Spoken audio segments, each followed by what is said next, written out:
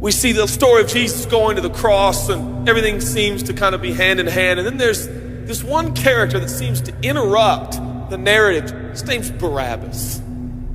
We don't even know much about him except that he's a murderer, a leader of an insurrection, a rebel. And why he's even mentioned, sometimes I'm not so sure. It's like, what? This is about Jesus going to the cross.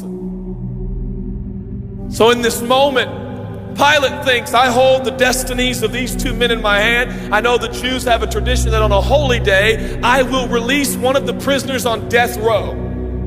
Pilate stands on this audacious stage, who now presents Jesus, Son of the living God, versus Barabbas, the thug and rebel. He says, all right, who do you want? This is blasphemy. This has gone too far. There's no comparison. This is a rightful prisoner, a man who should be on death row. He's a rebel against Rome. He leads a rebellion. He murders people. He's a bad man. He's a thug and he's a crook. He deserves the chains and he deserves the crucifixion. Jesus? What has he done but heal, restore, deliver, set free, open blind eyes, open deaf ears, heal the lame and the leper? What has Jesus done? Who do you want? We want Barabbas.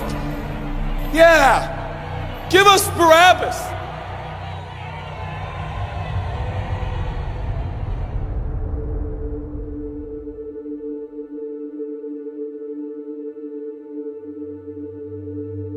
People say, give us Barabbas. The Roman soldiers come up and they put the key in and they unlock Barabbas from his chains and shackles. And he walks down the platform, welcomed by all of his thug friends. Yeah, the people love me. Yeah, that's right. I don't even know who this Jesus guy is, but all I know is my people love me. There seems to be no conscience in Barabbas. There's no record of him turning to Jesus and saying, I owe you everything now, for you have set me free. No, I don't see any of that in Barabbas. And God knew that. Jesus stood there, silent, for he knew the will of the Father. He said, it's fine, Father. Let him have Barabbas. For Jesus knew that the Father would have to treat Jesus like Barabbas so he could treat Barabbas like Jesus. Barabbas thought it was the people that set him free. No, no, no, no. It was the love of a heavenly Father. When I look at the story, I realize who Barabbas really is. That's me. That's you. That's us.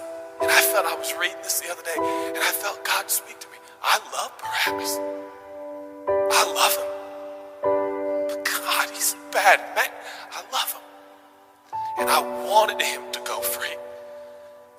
But didn't you know that he probably would have never acknowledged the free gift? Yeah, but I love Barabbas. For while we were still sinners, Christ died for us. God sent his son for Barabbas, even the one he knew would walk away from Jesus and his free gift and never come back. He loves him. And the nerve, the gall, and the audacity of believers to think, I got saved by grace, but now that I'm in this deep, dark place of bondage, I better work hard to get myself out. What? That's the opposite of the gospel. Are you bound? Are you held under the power of this temptation, this sin? Do you feel like it's controlling you? What are you going to do? I'm going to shake myself free. Stop it! No, you won't. You're no match for the powers of hell, and the urges of sin will not overcome it, and you will never overcome it. You'll just be another statistic. There's no answer within yourself. Your own merit, your own goodness, your own discipline, your own devotion will not save your marriage and will not save your kids. There's only one, and he's the one that took your place. He's the one that stood silently on the platform with Pilate and said, yes, let him have Barabbas. Take me. How many times have I stood on that platform with Pilate and Jesus, and I'm the Barabbas, and they start to take my chains off, and I say, no, no, I deserve this. I deserve the guilt. I deserve the shame. I deserve the consequence. I deserve it. Jesus seems to look at me and say, no, son, let me have it. Let me have your sin. Let me have your pain. No, God, I did it to myself. I deserve it. My marriage won't make it. This is what I deserve. I deserve divorce. I deserve poverty. I deserve sickness. I deserve it all. No!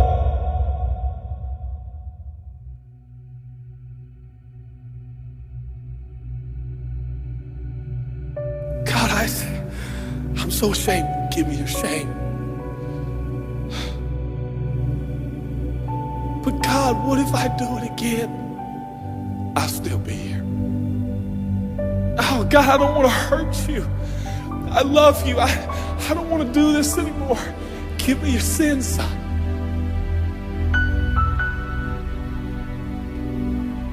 This is all we got.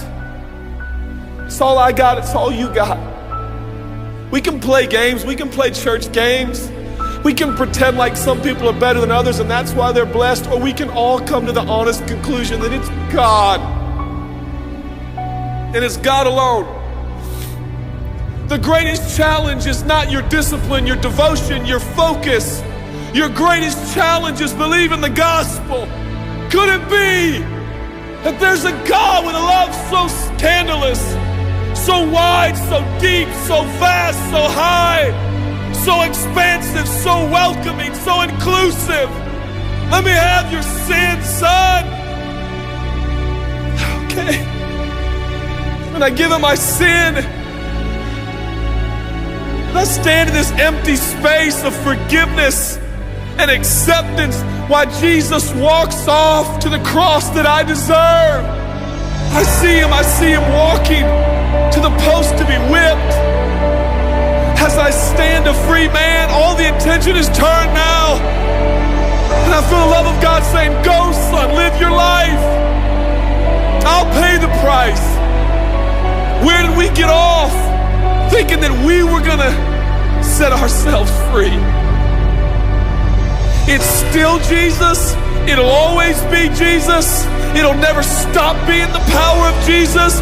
If his blood is sufficient for your salvation, his blood is sufficient to sustain you through every challenge and every sin and every temptation. Jesus is enough.